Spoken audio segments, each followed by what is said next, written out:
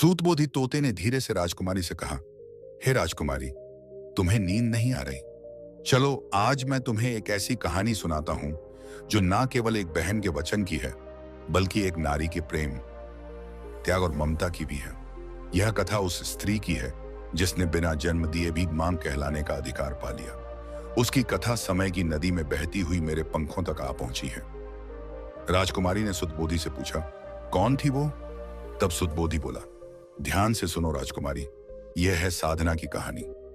गांव के एक कोने में बने पुराने घर की खिड़की से अभिमन्यु लौ जलाने की कोशिश कर रहा था। यही वह घर था जहां कभी हंसी खुशी गूंजा करती थी, लेकिन आज यहां सन्नाटा पसरा हुआ था। घर के भीतर से सिसकियों की धीमी आवाजें आ रही थी। केतकी, जो अपने परिवार की सबसे मजबूत स्तंभ थी, आज बिस्तर पर लेटी हुई थी। उनका शरीर कमजोर हो चुका था, चेहरा पीला पड़ गया था, लेकिन उनकी आंखों में एक अनकही बेचैनी थी। उनके हाथों में उनकी छोटी बहन साधना का हाथ था। साधना, मेरी बात ध्यान से सुनो। केतकी की आवाज धीमी थी, लेकिन उसमें गहरी भावनाएं भरी थी। दीदी, आप ऐसा मत कहिए, आप जल्दी ठीक हो जाएंगी। साधना की आंखों में आंसू थे। नहीं बहन, अब मेरा समय पूरा हो चुका है, मुझे बस एक वादा चाहिए तुमसे। केतकी को पता था कि अब उनके पास बहुत कम समय बचा है।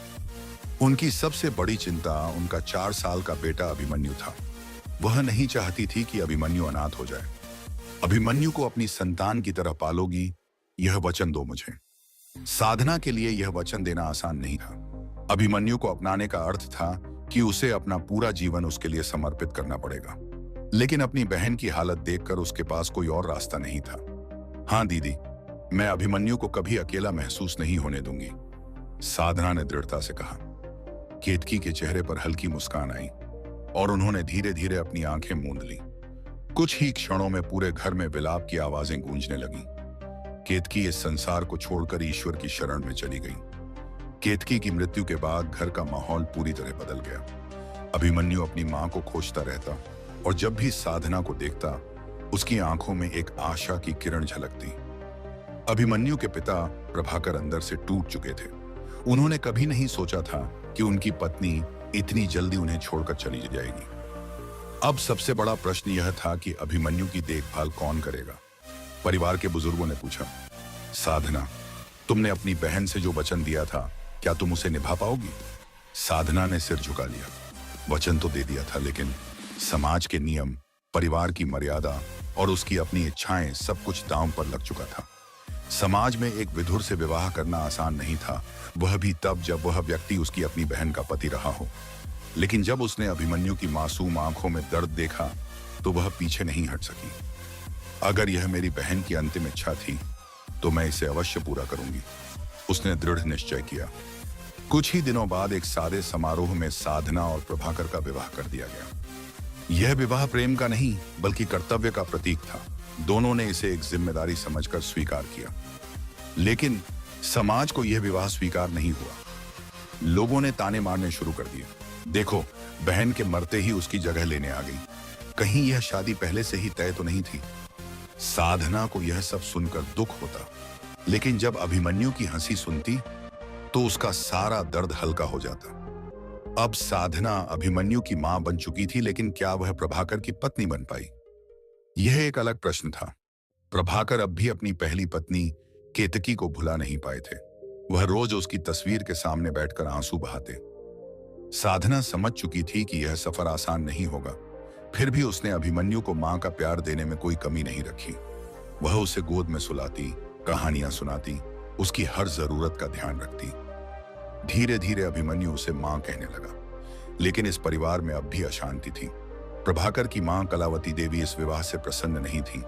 वह आए दिन ताने मारती, अगर मेरी बहू की जगह ली है तो उसकी तरह काम भी करो। साधना यह सब सहती रही, लेकिन अभिमन्यु के लिए चुप रहती। अब अभिमन्यु 6 साल का हो चुका था और पहली बार स्कूल जाने वाला था। साधना ने उसके लिए नया बैग खरीदा, वर्दी तैयार की और उसे स्कूल छोड़ने गई। स्कूल में पहली बार उसे मम्मी कहकर पुकारा गया। वह क्षण साधना के लिए बेहद खास था। लेकिन जब अभिमन्यु स्कूल से लौटा, तो उसके चेहरे पर उदासी थी। क्या हुआ बेटा? साधना ने प्यार से पूछा। अभिमन्यु की आंखों में आंसू थे। मुझे किसी ने कहा कि तुम मेरी असली मां नहीं हो। साधना का दिल टूट गया। अब उसे एहसास हो गया कि समाज उसे माने या न माने, लेकिन अभिमन्यु को यह विश्वास दिलाना उसका धर्म है कि वह उसकी मां से कमी नहीं है। अब साधना हर सुबह अभिमन्यु को तैयार करती, टिफिन बनाती, उसके जूते पॉलिश करती और उसके बाल संवारा करती। अभिमन्यु धीरे धीरे बड़ा हो रहा था, लेकिन उसके मन में कई सवाल उठने लगे थे। एक दिन स्कूल से लौटते वक्त उसने अचानक पूछा, मां, बाकी बच्चों के पापा उन्हें स्कूल छोड़ने आते हैं, मेरे पापा कभी क्यों नहीं आते? साधना कुछ पल के लिए चुप रह गई, फिर मुस्कुराकर बोली, बेटा, पापा बहुत काम में व्यस्त रहते हैं। अभिमन्यु ने सिर हिला दिया, लेकिन उसकी आंखों में अब भी सवाल थे। समाज के लिए साधना अभिमन्यु की सौतेली मां थी, लेकिन उसने कभी उसे इस एहसास को महसूस नहीं होने दिया। उसने हर संभव प्रयास किया कि अभिमन्यु को मां की ममता की कोई कमी ना हो, लेकिन समाज इतनी आसानी से कहां मानता है। घर में प्रभाकर की मां कलावती देवी अब भी इस विवाह से संतुष्ट नहीं थी।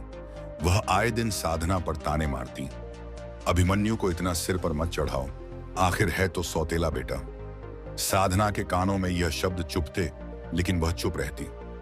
समाज के लोग भी अजीब होते हैं, तरह तरह की बातें करने लगते हैं। जब भी गांव की औरतें साधना को देखती, धीमे स्वर में कहती, देखो, अपनी ही बहन का घर संभाल लिया, कहीं पहले से ही इस पर नजर तो नहीं थी। अभिमन्यु बड़ा होगा, तब इसे पता चलेगा कि उसकी असली मां कौन थी। यह बातें साधना के दिल को छलनी कर देती, लेकिन वह कुछ नहीं कहती, बस अभिमन्यु को गोद में लेकर सहलाने लगती, मानो खुद को तसल्ली दे रही हो। जब तक अभिमन्यु को उसका प्यार मिलता रहेगा, तब तक दुनिया चाहे जो कहे, वह डगमगाएगी नहीं। साधना ने यह विवाह एक जिम्मेदारी के रूप में किया था, लेकिन प्रभाकर का व्यवहार दिन ब दिन बदलने लगा। शादी के कुछ महीने बाद तक वह शांत था, हमेशा गंभीर रहता, शायद अपनी पहली पत्नी केतकी को याद करके। लेकिन अब वह कम बोलने लगा था, और जब भी बोलता उसका लहजा रूखा होता। रात को जब साधना अभिमन्यु को सुलाने के बाद प्रभाकर के पास जाती, तो वह दूसरी ओर करवट लेकर सो जाता। कुछ चाहिए आपको? साधना ने एक दिन हिम्मत कर पूछा। नहीं, मुझे कोई जरूरत नहीं, तुम बस अभिमन्यु की देखभाल करो। प्रभाकर का जवाब ठंडा था। साधना को समझ नहीं आता था कि वह प्रभाकर की पत्नी भी है या नहीं। इसी बीच समाज के लोगों ने प्रभाकर के कान भरने शुरू कर दिए। तुमने अपनी पत्नी की बहन से शादी की, लेकिन क्या तुम उसे अपनी पत्नी मानते हो? क्या तुम्हें नहीं लगता कि वह इस घर में सिर्फ अपने स्वार्थ के लिए आई है? इन बातों ने प्रभाकर के मन में एक उलझन पैदा कर दी। अब वह धीरे धीरे साधना से दूर रहने लगा। अब वह ज्यादा देर तक घर से बाहर रहने लगा। पहले वह दफ्तर से आते ही अभिमन्यु के साथ खेलता था, लेकिन अब वह सीधे अपने कमरे में चला जाता। एक रात जब साधना ने उसे रोककर पूछा, आप मुझसे कुछ नाराज हैं? प्रभाकर ने गहरी सांस ली और जवाब दिया, नहीं, बस अब इस रिश्ते को लेकर मन में बहुत सारे सवाल हैं। साधना को समझ नहीं आया कि वह क्या कहे। उसने बस इतना ही कहा, मैंने सिर्फ आपकी पत्नी होने का नहीं, बल्कि अभिमन्यु की मां बनने का वचन दिया था। मैं उस वचन को कभी नहीं तोड़ूंगी। प्रभाकर ने कोई जवाब नहीं दिया, लेकिन उसकी आंखों में हल्का सा संदेह झलक रहा था। अचानक एक दिन अभिमन्यु की तबीयत बिगड़ गई। उसे तेज बुखार हो गया और वह बेसुध पड़ा रहा। साधना ने तुरंत वैद्य को बुलाया। प्रभाकर भी घर पर था, लेकिन वह बस दूर खड़ा देख रहा था। बेटा, आंखें खोलो, मम्मी यहीं हैं। साधना ने अभिमन्यु के सिर पर हाथ रखा। अभिमन्यु ने धीरे से आंखें खोली और कहा, मां, मुझे ठंड लग रही है। साधना ने उसे अपनी गोद में कसकर खींच लिया। रात भर उसने अभिमन्यु के सिर पर ठंडी पट्टियां रखी, फिर गोद में लिए बैठी रही। सुबह होते होते अभिमन्यु का बुखार उतर गया। मां, आप पूरी रात नहीं सोई? अभिमन्यु ने मासूमियत से पूछा। साधना मुस्कुराई। उसकी आंखों में नींद थी, लेकिन चेहरे पर संतोष था। प्रभाकर यह सब देख रहा था। उसकी आंखों में हल्की चमक आई, लेकिन वह कुछ नहीं बोला। अभिमन्यु की बीमारी के बाद प्रभाकर का साधना के प्रति दृष्टिकोण थोड़ा बदलने लगा। अब जब वह साधना को देखता, तो उसकी आंखों में कृतज्ञता होती। साधना, तुमने जो अभिमन्यु के लिए किया, उसके लिए मैं तुम्हारा एहसानमंद हूं। यह सुनकर साधना ने कहा, अभिमन्यु मेरा भी बेटा है प्रभाकर। प्रभाकर ने पहली बार महसूस किया कि शायद वह साधना को अब तक गलत समझ रहा था। गांव का माहौल ऐसा था कि कोई भी चीज छुपी नहीं रह सकती थी। लोग छोटी छोटी बातों को भी नमक मिर्च लगाकर बड़ी कहानी बना देते थे। जब से साधना ने प्रभाकर से शादी की थी, गांव की औरतों के पास एक नया विषय आ गया था। जब भी वह कुएं से पानी भरने जाती या मंदिर में माथा टेकने जाती, कोई ना कोई उसकी तरफ देखकर फुसफुसाने लगता, देखो, अपनी ही बहन का घर संभाल लिया। पहले से ही इसकी नीयत खराब थी। बेचारी केतकी को मरे अभी साल भर भी नहीं हुआ और इसने अपना रंग दिखा दिया। इन शब्दों की गर्मी साधना के दिल में जलते लोहे की तरह चुभती, लेकिन वह हमेशा की तरह चुप ही रहती। उसकी सबसे बड़ी परीक्षा तब हुई जब गांव में एक शादी थी। पूरा गांव वहां इकट्ठा हुआ था। उसकी सास कलावती देवी ने उसे सबके सामने नीचा दिखाने का कोई मौका नहीं छोड़ा। अरे भाई, हमारी नई बहू तो बड़ी होशियार निकली। हमारी बहू नहीं, बेटी जैसी बहू है, कलावती देवी ने व्यंग से कहा। गांव की औरतें खिलखिलाकर हंस पड़ी। साधना ने सिर झुका लिया, लेकिन तभी अभिमन्यु वहां आ गया और अपनी दादी की ओर देखने लगा। दादी, मेरी मां को क्यों चिढ़ा रही हो? कलावती देवी चौंक गई। अभिमन्यु के मासूम चेहरे को देखकर गांव की औरतें भी चुप हो गईं। साधना ने अभिमन्यु को अपने सीने से लगा लिया और एक बार फिर अपने आंसू भीतर ही समेट लिए। अब तक कलावती देवी समझ चुकी थी कि प्रभाकर धीरे धीरे साधना के प्रति नरम पड़ रहा है। यह उन्हें बर्दाश्त नहीं था। अब उन्होंने एक नई चाल चली। एक रात जब प्रभाकर घर लौटा तो कलावती देवी उसके पास आकर बैठ गई। बेटा, जरा मैं तुझसे एक बात कहना चाहती हूं, उन्होंने गंभीर आवाज में कहा। क्या बात है मां? प्रभाकर ने पूछा। साधना ने तुझे पूरी तरह से अपने जाल में फंसा लिया है। प्रभाकर चौंक कर अपनी मां की तरफ देखने लगा। मां, आप कैसी बातें कर रही हैं? देख बेटा, सच कह रही हूं। तूने देखा नहीं कैसे वह अभिमन्यु को तुझसे दूर कर रही है? अब वह हर जगह उसे मम्मा कहता फिरता है। एक दिन ऐसा आएगा जब तेरा ही बेटा तुझसे दूर हो जाएगा। प्रभाकर के चेहरे पर संदेह उभर आया। क्या सच में ऐसा था? क्या साधना उसे अभिमन्यु से दूर कर रही थी? वह चुपचाप अपने कमरे में चला गया। उधर अभिमन्यु को सुला रही थी। प्रभाकर ने देखा कि अभिमन्यु उसकी गोद में सोया हुआ था और साधना धीरे धीरे उसके सिर पर हाथ फेर रही थी, जैसे कोई सच्ची मांग करती है। प्रभाकर के मन में हलचल मच गई। क्या सच में उसकी मां सही कह रही थी? अगली सुबह कलावती देवी ने जानबूझकर चावल के भंडार से चावल गायब कर दिए और फिर पूरे घर में चिल्लाने लगी, अरे हमारे घर से चावल चोरी हो गए, किसने चुराए? गांव की कुछ औरतें घर में थीं, उन्होंने तुरंत शक की नजर साधना पर डाली। अब इस घर में नया कौन आया है? कलावती देवी ने तंज कसा। साधना सन्न रह गई। मां, आप मुझ पर चोरी का इल्जाम लगा रही हैं। उसकी आवाज कांप गई। प्रभाकर बाहर खड़ा था लेकिन कुछ नहीं बोला। उसकी चुप्पी ने साधना के दिल को तोड़ दिया। कलावती देवी ने अपनी जीत महसूस की। उस रात जब अभिमन्यु ने सुना कि उसकी मां पर चोरी का इल्जाम लगाया गया है, तो वह बहुत परेशान हो गया। अगले दिन उसने कुछ ऐसा किया जिससे पूरा गांव हैरान रह गया।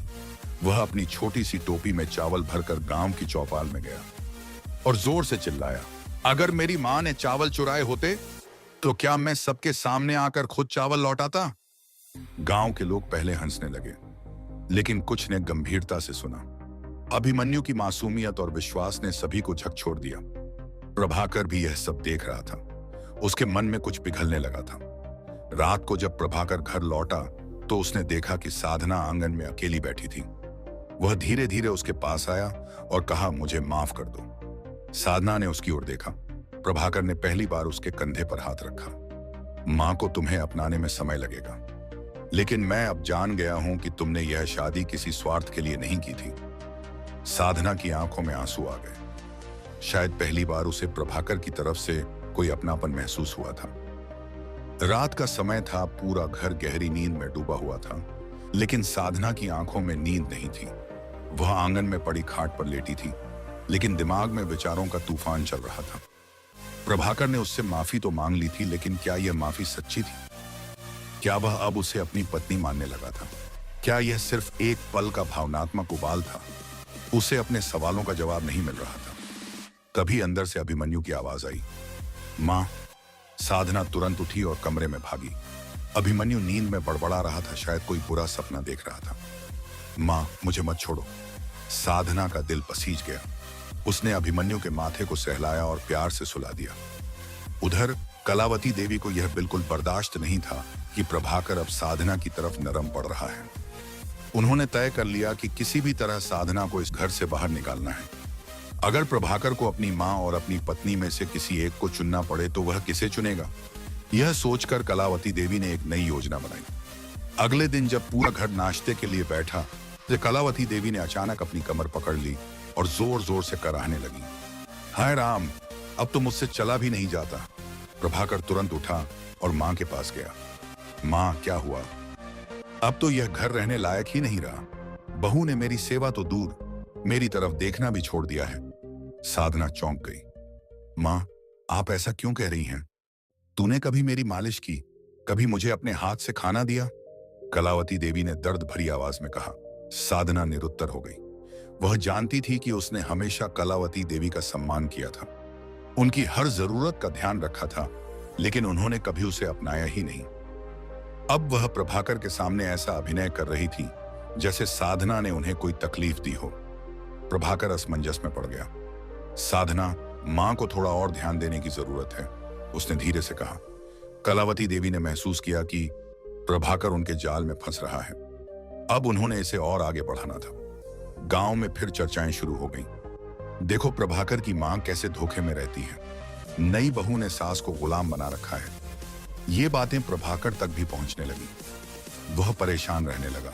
रात को जब वह घर लौटा तो उसने साधना से कहा, साधना, मां की चिंता किया करो, गांव में लोग बातें बना रहे हैं। साधना का धैर्य जवाब देने लगा था। गांव वाले बातें बना रहे हैं या मां आपके मन में मेरे लिए जहर भर रही हैं? प्रभाकर ने कोई जवाब नहीं दिया। इन सब के बीच अभिमन्यु और साधना का रिश्ता और गहरा होता जा रहा था। अब अभिमन्यु पहले से भी ज्यादा अपनी मां के पास रहता और किसी भी बात पर उसी से पूछता। एक दिन स्कूल में जब बच्चों से पूछा गया कि उनकी मां कौन है, तो अभिमन्यु ने बिना किसी हिचक के कहा, मेरी मां साधना है। यह सुनकर गांव की कुछ औरतें चौंक गईं। इसे नहीं पता कि इसकी असली मां कौन थी। वे यह खबर लेकर कलावती देवी के पास पहुंची। कलावती देवी को यह सहन नहीं हुआ। अब तो वह किसी भी हाल में अभिमन्यु को साधना से दूर करना चाहती थी। उन्होंने एक योजना बनाई। एक दिन जब अभिमन्यु स्कूल से लौटा तो कलावती देवी ने उसे अपने पास बुलाया। बेटा, इधर आओ। अभिमन्यु धीरे धीरे उनके पास आया।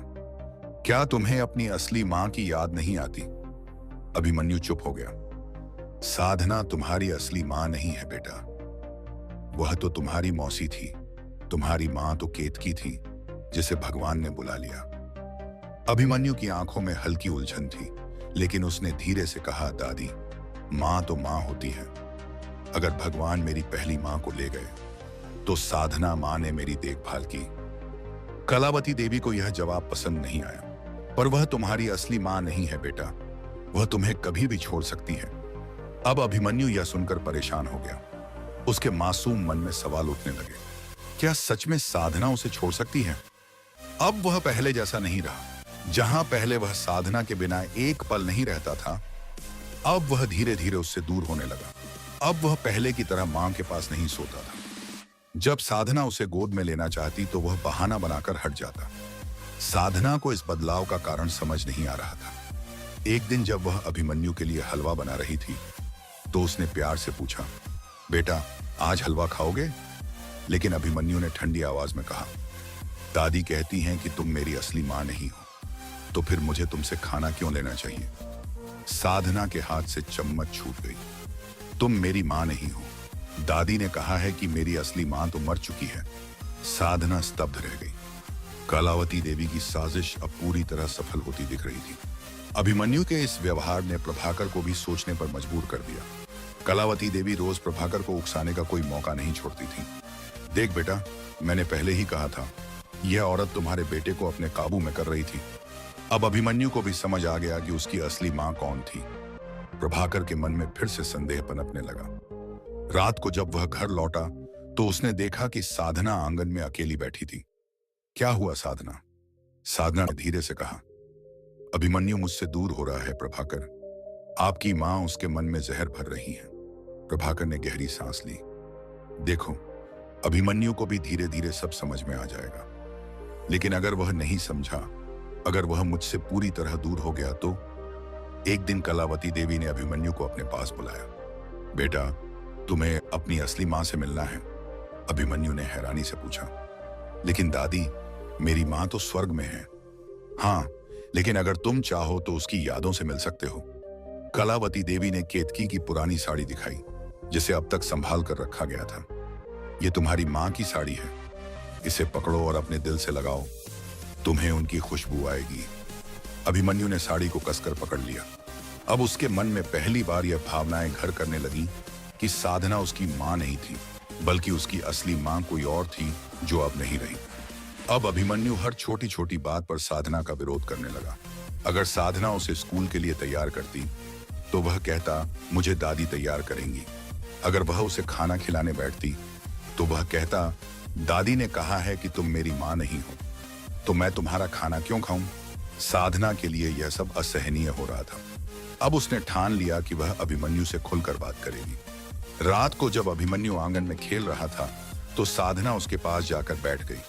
बेटा, क्या तुम मुझसे नाराज हो? अभिमन्यु ने कोई जवाब नहीं दिया। क्या तुम मुझे अब माँ नहीं मानते? अभिमन्यु ने धीरे से कहा। दादी कहती हैं कि असली माँ वो होती है जो जन्म देती है। तुमने मुझे जन्म नहीं दिया तो तुम मेरी माँ कैसे हो? साधना की आंखें छलक आईं। बेटा, अगर माँ का मतलब सिर्फ जन्म देने वाली होती तो वे बच्चे जिनकी माँ बचपन में ही चली जाती हैं, क्या वे कभी माँ का प्यार महसूस नहीं कर सकते? अभिमन्यु सोच में पड़ गया। साधना ने धीरे से उसका हाथ पकड़कर कहा, मैंने तुम्हें अपने पेट से नहीं, अपने दिल से जन्मा है। मैंने तुम्हारे हर दर्द को अपना दर्द समझा है। अभिमन्यु की आंखों में भी आंसू आ गए। लेकिन कलावती देवी ने जो जहर उसके मन में भर दिया था वह इतनी जल्दी नहीं निकलने वाला था। अब कलावती देवी ने अंतिम वार की तैयारी कर ली थी। उन्होंने एक दिन प्रभाकर को बुलाकर कहा, बेटा, अब फैसला तुम्हें करना होगा। यह औरत तुम्हारे बेटे को अपने वश में कर रही है। अगर यह इसी घर में रही तो एक दिन अभिमन्यु तुम्हें भी छोड़ देगा। प्रभाकर परेशान हो गया। उसने गहरी सोच में डूबकर कहा, माँ, तो आप क्या चाहती हैं? या तो अभिमन्यु तुम्हारे पास रहेगा या ये औरत। प्रभाकर का दिमाग शून्य हो गया। राजकुमारी ने सुतबोध से पूछा, तो क्या वह अपनी पत्नी को घर से निकाल देगा? क्या वह फिर से अपनी मां के बहकावे में आ जाएगा? सुतबोधी ने कहा। कलावती देवी ने प्रभाकर के सामने सीधा प्रस्ताव रख दिया था, या तो अभिमन्यु रहेगा या साधना। प्रभाकर पूरी तरह उलझ चुका था। एक तरफ उसकी मां थी जिसने उसे जन्म दिया, दूसरी तरफ साधना जिसने बिना किसी स्वार्थ के अभिमन्यु को अपनाया, हर कठिनाई में साथ दिया। लेकिन समाज और मां के ताने अब असहनीय हो रहे थे। गांव में हर जगह चर्चा थी, देखो, साधना ने प्रभाकर और उसकी मां के बीच फूट डाल दी। अभिमन्यु अपनी सौतेली मां के पास रहेगा या असली मां की यादों के साथ? प्रभाकर के कानों में ये बातें हथौड़े की तरह बज रही थी। रात को जब वह अपने कमरे में गया तो देखा कि साधना अभिमन्यु को सुला रही थी। अभिमन्यु उसकी गोद में सोया हुआ था। उसकी उंगलियां साधना की साड़ी को मजबूती से पकड़े हुए थीं, मानो वह उसे खोना नहीं चाहता हो। प्रभाकर के दिल में एक अजीब सा एहसास हुआ, क्या सच में मैं इसे मां से अलग कर सकता हूं? लेकिन तभी उसे अपनी मां के आंसू याद आए, उनके ताने, उनका दर्द। क्या मेरी मां झूठ कह रही है? प्रभाकर रात भर सो नहीं सका। अगली सुबह कलावती देवी ने अभिमन्यु को अपने पास बुलाया और उसे मिठाइयां दी। बेटा, एक बात बताओ, अगर तुम्हें किसी एक को चुनना हो, मां या दादी, तो तुम किसे चुनोगे? अभिमन्यु सोच में पड़ गया। दादी, आप मुझे छोड़कर जाओगी? नहीं बेटा, लेकिन अगर तुम्हारी मां चली जाए तो क्या तुम्हें दुख होगा? अभिमन्यु की मासूमियत पर यह एक गहरी चोट थी। वह डर गया कि कहीं उसकी मां उसे छोड़कर ना चली जाए। कलावती देवी ने उसके मन में यह डर बैठा दिया था कि अगर वह साधना के साथ रहा तो उसका असली परिवार हमेशा के लिए छूट जाएगा। अंत में कलावती देवी ने प्रभाकर से साफ कह दिया, अगर तू आज फैसला नहीं लेता तो मैं इस घर से चली जाऊंगी। अभिमन्यु रोने लगा। नहीं दादी, आप मत जाइए। प्रभाकर पूरी तरह टूट चुका था। उसने गहरी सांस ली और कहा, साधना को जाना होगा। साधना, जो अब तक चुपचाप सब सह रही थी, यह सुनकर हक्की बक्की रह गई। क्या? अभिमन्यु अब तुम्हें नहीं चाहता? अभिमन्यु ने तुरंत कहा, नहीं, मां को मत भगाओ। लेकिन कलावती देवी ने उसे कसकर पकड़ लिया। बेटा, तुम्हारी असली मां तुम्हें देख रही होगी। अगर तुमने इस औरत को मां कहा तो वह नाराज हो जाएगी। अभिमन्यु घबरा गया। उसने धीरे धीरे अपनी आंखें झुका लीं और साधना की तरफ देखने से मुंह मोड़ लिया। साधना को लगा कि उसके जीवन का सबसे बड़ा आघात उसे मिल गया है। सब कुछ सहा, लेकिन अब वह बच्चा जिसके लिए उसने सब कुछ छोड़ा था वही उससे मुंह मोड़ रहा था। प्रभाकर ने उसकी तरफ देखा, लेकिन उसमें अब कोई भावनाएं नहीं थी। कलावती देवी की जीत हो गई थी। साधना ने अपना सामान बांधा, लेकिन जब वह दरवाजे से बाहर जाने लगी तो अभिमन्यु उसकी तरफ दौड़ा और उसके पैरों से लिपट गया। मां, मत जाओ। साधना की आंखों से आंसू बहने लगे। प्रभाकर ने उसे जबरदस्ती अभिमन्यु से अलग किया। अभिमन्यु रोता रहा, चिल्लाता रहा, लेकिन साधना के कदम अब भारी हो चुके थे। वह दरवाजे से बाहर चली गई। गांव में यह खबर आग की तरह फैल गई कि प्रभाकर ने साधना को घर से निकाल दिया है। लोगों ने मजाक बनाया, देखो सौतेली मां का असली रंग सामने आ गया। अब देखना, अभिमन्यु भी उसे भूल जाएगा। लेकिन साधना जानती थी अभिमन्यु उसे कभी नहीं भूलेगा। वह जानती थी कि एक दिन प्रभाकर को भी एहसास होगा कि उसने क्या गलती की है। शाम हो चुकी थी। साधना गांव की पगडंडी पर अकेले चली जा रही थी। उसका मन अतीत की यादों में डूबा हुआ था। अभिमन्यु की पहली हंसी, पहली बार उसे मां बुलाना, स्कूल छोड़ने जाना। आज वही अभिमन्यु उसके बिना सोने वाला था। साधना का दिल रो उठा, लेकिन अब कोई रास्ता नहीं था। वह अपने मायके की ओर बढ़ी। घर में अभिमन्यु बहुत बेचैन था। दादी उसे गोद में लेकर बैठी थी, लेकिन उसे चैन नहीं आ रहा था। दादी, मां कब आएंगी? कलावती देवी ने कड़वी हंसी के साथ कहा। अब वो कभी नहीं आएगी बेटा। तुझे अब असली मां को याद करना चाहिए, ना कि उस औरत को। लेकिन अभिमन्यु की आंखों में आंसू थे। रात को जब उसे सोने के लिए कहा गया तो वह बार बार करवटें बदल रहा था। उसका मन बेचैन था। साधना हमेशा उसे रात को कहानी सुनाती थी, उसके सिर पर हाथ फेरती थी। आज वह सब नहीं था। उसने उठकर अपने छोटे छोटे हाथों से अपनी मां की साड़ी का एक टुकड़ा पकड़ा और धीरे धीरे उसे अपनी आंखों से लगा लिया। प्रभाकर पूरी तरह से शांत था। कलावती देवी को लग रहा था कि अब सब कुछ ठीक हो जाएगा, लेकिन प्रभाकर पहले जैसा खुश नहीं दिख रहा था। रात के खाने पर उसने ज्यादा कुछ नहीं खाया। जब अभिमन्यु मां के बिना तड़प रहा था, तब उसने पहली बार अपने भीतर एक अजीब सी बेचैनी महसूस की। क्या मैंने सही किया? यह सवाल उसके दिल में हलचल मचाने लगा। उधर साधना मायके पहुंची, लेकिन वहां का माहौल भी ठंडा था। उसके भाई ने दरवाजा खोला और उसे देखकर ठिठक गया। अरे, तू यहां इतनी रात को? भैया, मुझे रहने के लिए जगह चाहिए, साधना ने धीरे से कहा। भाई ने अंदर बुला तो लिया, लेकिन भाभी के चेहरे पर संतोष साफ झलक रहा था। अब यहां आ गई, अपने पति के घर से निकाल दी गई, तो क्या अब यहां बैठकर हमारा बोझ बनेगी? भाभी ने तंज कसा। साधना का सिर झुक गया। उसे पता था कि इस घर में उसे ज्यादा दिन तक रहने नहीं दिया जाएगा। इधर साधना को गए हुए अभी 2 ही दिन हुए थे, लेकिन अभिमन्यु की हालत तेजी से बिगड़ने लगी। वह चुप रहने लगा, ठीक से खाना नहीं खा रहा था। कलावती देवी ने कई बार उसे बहलाने की कोशिश की, लेकिन कुछ भी असर नहीं हुआ। एक दिन जब वह खेल रहा था तो अचानक गिर पड़ा और बेहोश हो गया। प्रभाकर घबरा गया और उसे तुरंत वैद्य के पास ले गया।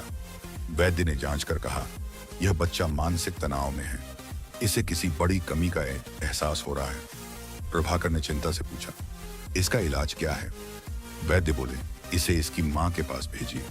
प्रभाकर चौंक गया। क्या अभिमन्यु सच में साधना के बिना नहीं रह सकता था?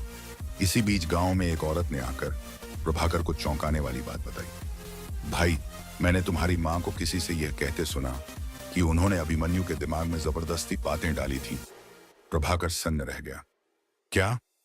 हाँ, उन्होंने अभिमन्यु को यह कहकर डराया कि अगर वह साधना को मां मानेगा तो उसकी असली मां स्वर्ग में नाराज हो जाएगी। प्रभाकर के पैरों तले जमीन खिसक गई। अब उसे एहसास हो गया कि उसने बहुत बड़ी गलती कर दी है। रात को जब अभिमन्यु फिर से मां चिल्लाकर उठ गया तो प्रभाकर से रहा नहीं गया। उसने तुरंत बैलगाड़ी तैयार करवाई और साधना के भाई के गांव की तरफ चल पड़ा। मैं साधना को वापस लाने जा रहा हूं। रात के अंधेरे में प्रभाकर की बैलगाड़ी के हर एक पहिए के साथ उसके दिल की धड़कन की तरह बज रही थी। क्या साधना वापस लौटने के लिए तैयार होगी? क्या मैंने बहुत देर कर दी? उसकी आंखों में वो दृश्य बार बार घूम रहा था, जब उसने खुद अपने हाथों से साधना का सामान दरवाजे के बाहर रख दिया था। उसकी आंखों में अभिमन्यु का वो मासूम चेहरा भी उभर रहा था, जब उसने अपनी मां को जाने से रोकने की कोशिश की थी। उधर साधना अपने मायके में रह तो रही थी, लेकिन घर का माहौल उसके लिए अच्छा नहीं था। भाभी का व्यवहार दिन ब दिन कठोर होता जा रहा था। एक दिन जब वह रसोई में काम कर रही थी तो भाभी ने तंज कसते हुए कहा, अच्छा हुआ जो तुझे तेरे पति ने निकाल दिया, तुझे तो अपने घर में ही रहना चाहिए था। साधना का दिल टूट गया। उसे यह एहसास होने लगा कि मायके में ज्यादा दिन टिकना मुश्किल है। जब प्रभाकर गांव पहुंचा तो उसने एक पल के लिए रुककर घर की ओर देखा। यही घर उसका दूसरा परिवार था, लेकिन अब उसे ऐसा लग रहा था कि वह किसी अनजान जगह आ गया हो। उसने धीरे से दरवाजा खटखटाया। दरवाजा खुला और सामने उसका साला खड़ा था। प्रभाकर को देखकर उसका चेहरा कठोर हो गया। तू यहां क्यों आया है? साधना से मिलने, प्रभाकर ने धीरे से कहा। किस लिए? उससे घर से निकाल दिया और अब वापस लेने आया हो? प्रभाकर ने कोई जवाब नहीं दिया। तभी अंदर से साधना की आवाज आई, भैया कौन आया है? जैसे ही वह दरवाजे तक आई, उसकी नजर प्रभाकर पर पड़ी। उसकी आंखों में कोई भाव नहीं थे। प्रभाकर ने एक क्षण के लिए उसकी आंखों में देखा, फिर धीरे से कहा, साधना चलो घर वापस। साधना ने ठंडी आवाज में कहा, कौन से घर? वह घर जहां मुझे बेइज्जत करके निकाल दिया गया था। प्रभाकर का सिर झुक गया। साधना, मैं जानता हूं कि मैंने बहुत बड़ी गलती की। मां की बातों में आकर मैंने तुम्हें गलत समझ लिया, लेकिन अब मुझे समझ आ गया है कि तुमने जो कुछ भी किया वह केवल अभिमन्यु के लिए किया था। साधना चुपचाप सुनती रही। अभिमन्यु तुम्हारे बिना रह नहीं पा रहा। वह बीमार पड़ गया है। वैद्य ने कहा है कि अगर वह अपनी मां के बिना और दिन रहा तो उसकी हालत और बिगड़ जाएगी। साधना के चेहरे पर पहली बार चिंता उभरी। अभिमन्यु बीमार है? प्रभाकर ने सिर हिलाया। साधना का दिल तेजी से धड़कने लगा। लेकिन क्या वह इतनी आसानी से प्रभाकर को माफ कर सकती थी? साधना अंदर चली गई और अकेले में बैठकर सोचने लगी। उसका दिल कह रहा था कि उसे अपने बेटे के पास जाना चाहिए, लेकिन उसकी आत्मा कह रही थी वह उसी घर में कैसे वापस जाए जहां उसे तिरस्कार मिला था। कुछ देर सोचने के बाद वह बाहर आई और बोली, मैं एक शर्त पर वापस चलूंगी। प्रभाकर चौंक कर बोला, क्या शर्त? मुझे केवल अभिमन्यु के लिए वापस जाना है। अगर मां ने फिर से मेरी बेइज्जती की तो मैं हमेशा के लिए इस घर से चली जाऊंगी। प्रभाकर ने गहरी सांस ली और कहा, मैं वादा करता हूं ऐसा दोबारा नहीं होगा। जब प्रभाकर साधना को लेकर वापस लौटा तो कलावती देवी ने यह देखा और गुस्से से आग बबूला हो गई। फिर से इस औरत को लेकर आ गया। प्रभाकर ने शांत स्वर में कहा, मां अब बहुत हो गया। अभिमन्यु को उसकी मां की जरूरत है। कलावती देवी ने नाराजगी से कहा, अगर यह औरत इस घर में रहेगी तो मैं नहीं रहूंगी। साधना ने दृढ़ता से जवाब दिया, मां अगर आप जाना चाहती हैं तो जा सकती हैं, लेकिन अब मैं अभिमन्यु को छोड़कर कहीं नहीं जाऊंगी। कलावती देवी हैरान रह गई। पहली बार साधना ने इतनी हिम्मत दिखाई थी। जब अभिमन्यु ने अपनी मां को घर में देखा तो वह खुशी से दौड़ता हुआ आया और उसके पैरों से लिपट गया। मां तुम वापस आ गई। साधना की आंखों से आंसू छलक पड़े। उसने अभिमन्यु को गोद में उठा लिया और प्यार से कहा, हाँ बेटा, मैं हमेशा के लिए वापस आ गई हूं। प्रभाकर यह सब देख रहा था। उसे अब पहली बार यह एहसास हुआ कि मां और बेटे का रिश्ता दुनिया की हर चीज से ऊपर होता है। जब साधना के कदम फिर से उस घर में पड़े जिसे उसने वर्षों तक अपना नहीं माना था, तो उसके दिल में एक अजीब सा भय था। अभिमन्यु उसे देखकर बेहद खुश था, लेकिन कलावती देवी के चेहरे पर क्रोध और घृणा साफ झलक रही थी। रात को जब सब अपने अपने कमरों में चले गए तो प्रभाकर और साधना आमने सामने खड़े थे। क्या तुम अब इस घर में खुद को सहज महसूस कर पा रही हो? प्रभाकर ने धीमे स्वर में पूछा। साधना ने उसकी आंखों में देखा और कहा, जब तक अभिमन्यु मेरे पास है मुझे कोई फर्क नहीं पड़ता कि कौन मुझे पसंद करता है और कौन नहीं। प्रभाकर को यह सुनकर अजीब सा सुकून मिला।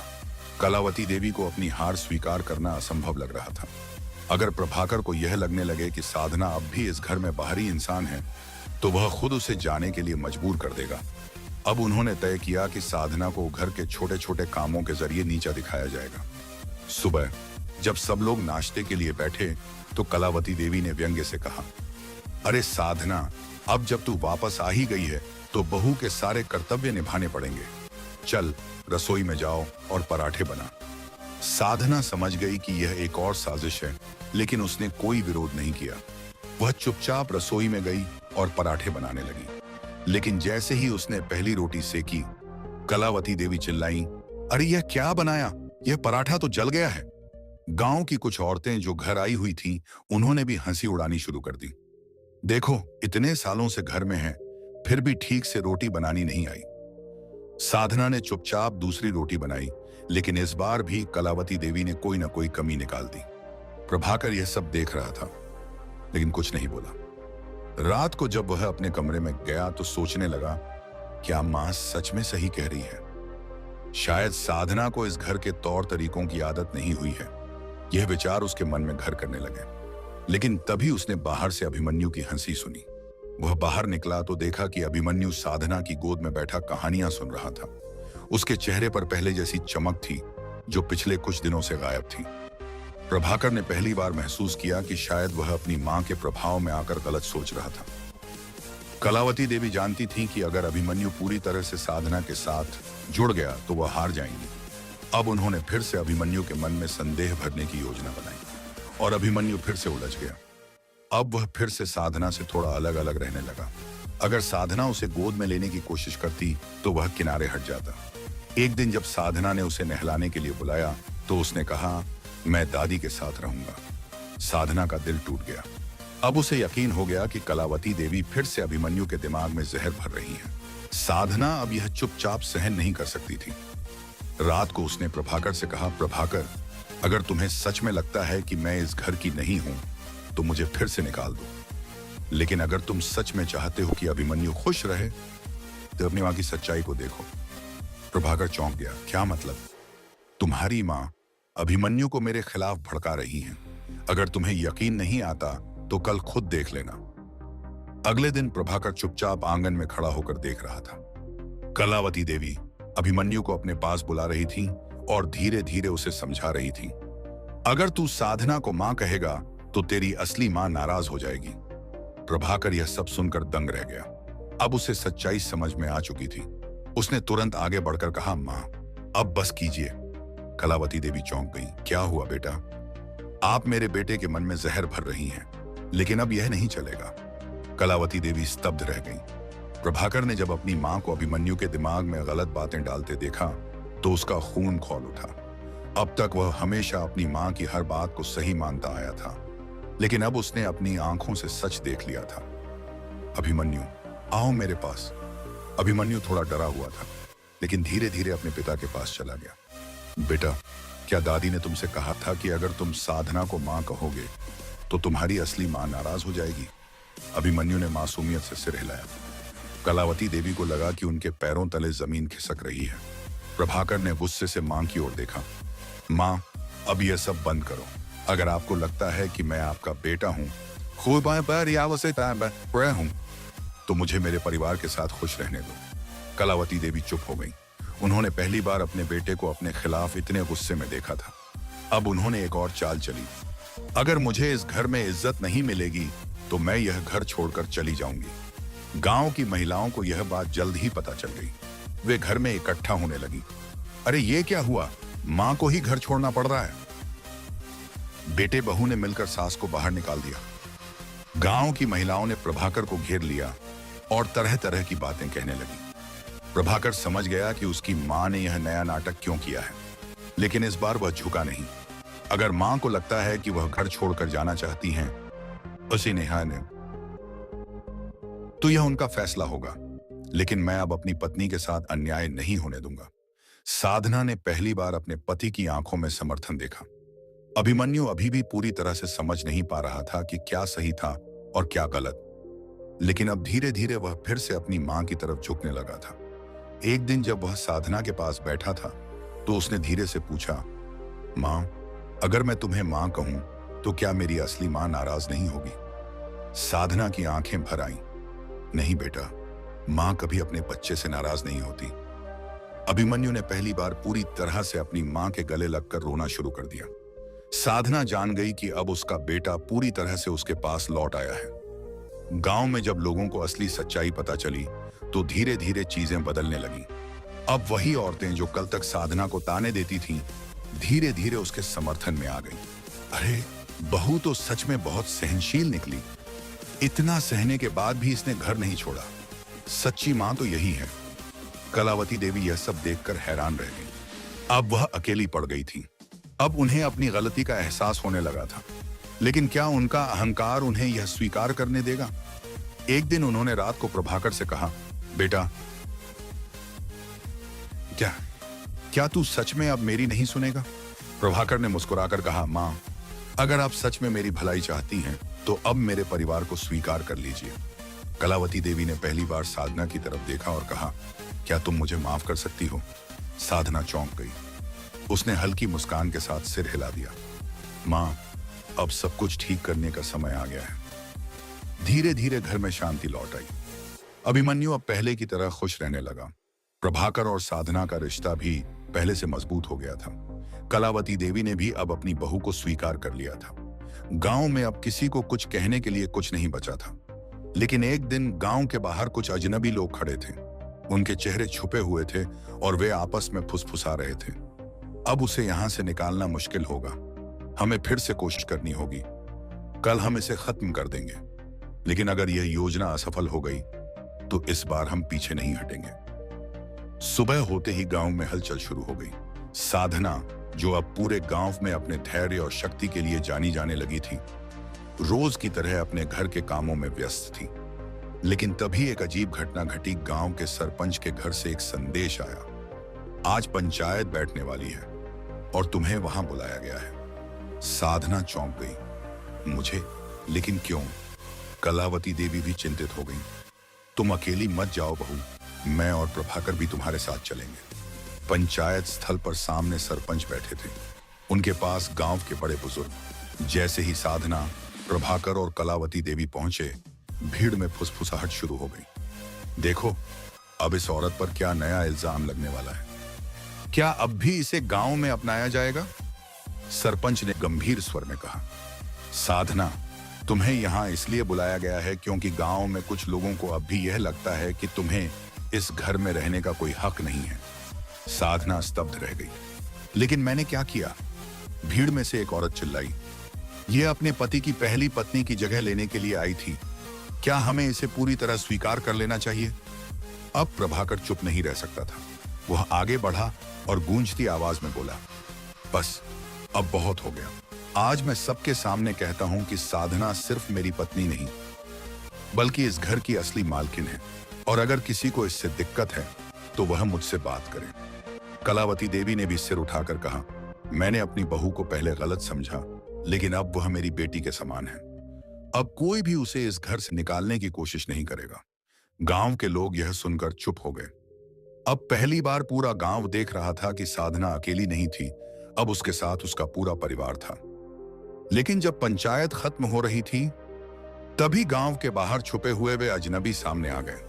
उनके चेहरे पर कपड़ा बंधा था, हाथों में लाठियां और डंडे थे। वे चिल्लाए, हमने कहा था ना कि यह औरत इस गांव में नहीं रह सकती। सारे लोग चौंक गए। प्रभाकर और गांव के कुछ आदमी तुरंत आगे बढ़े, लेकिन तभी हमलावरों ने हमला कर दिया।